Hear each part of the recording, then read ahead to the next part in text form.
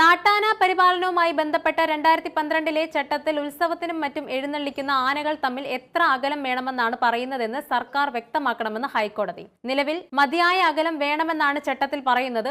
ഇതിൽ വ്യക്തത വരുത്താനാണ് ജസ്റ്റിസ് AK ജയശങ്കരൻ നമ്പ്യാരും ജസ്റ്റിസ് P ഗോപിനാഥും അടങ്ങിയ ഡിവിഷൻ ബെഞ്ച് നിർദ്ദേശിച്ചിരിക്കുന്നത്. ആനകൾ തമ്മിൽ 3 മീറ്റർ അകലം വേണമെന്ന കോടതിയുടെ ഉത്തരവ് സുപ്രീം കോടതി നേരത്തെ സ്റ്റേ ചെയ്തിരുന്നു. ഇതിന് പിന്നാലെയാണ് സർക്കാരിനോട് അകലത്തിന്റെ കാര്യത്തിൽ വ്യക്തത വരുത്താൻ നിർദ്ദേശിച്ചിരിക്കുന്നത്.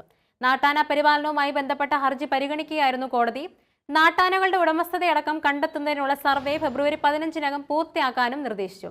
മൈക്രോചിപ്പ് നമ്പർ, ആനയുടെ പ്രായം തുടങ്ങിയ വിവരങ്ങളും ശേഖരിക്കുന്ന സർവേ കൃത്യസമയത്ത് പൂർത്തിയാകുന്നുവെന്ന് ചീഫ് വൈൽഡ് ലൈഫ് വാർഡർ ഉറപ്പാക്കണം. സുപ്രീം കോടതി ഉത്തരവ് പ്രകാരം ഉത്സവം രജിസ്റ്റർ ചെയ്തിട്ടുണ്ടെങ്കിൽ മാത്രം ആന എഴുന്നള്ളത്തിനടക്കമുള്ള അപേക്ഷകൾ പരിഗണിച്ചാൽ മതിയെന്നും കോടതി പറഞ്ഞു. മലപ്പുറം തിരൂർ പുതിയങ്ങാടി നേർച്ചയ്ക്കിടെ ആന ഇടഞ്ഞ സംഭവത്തിൽ സമഗ്രമായ റിപ്പോർട്ട് നൽകുന്നതിൽ വീഴ്ച വരുത്തിയ ജില്ലാ കളക്ടറുടെ നടപടിയിൽ കോടതി അതൃപ്തി രേഖപ്പെടുത്തി.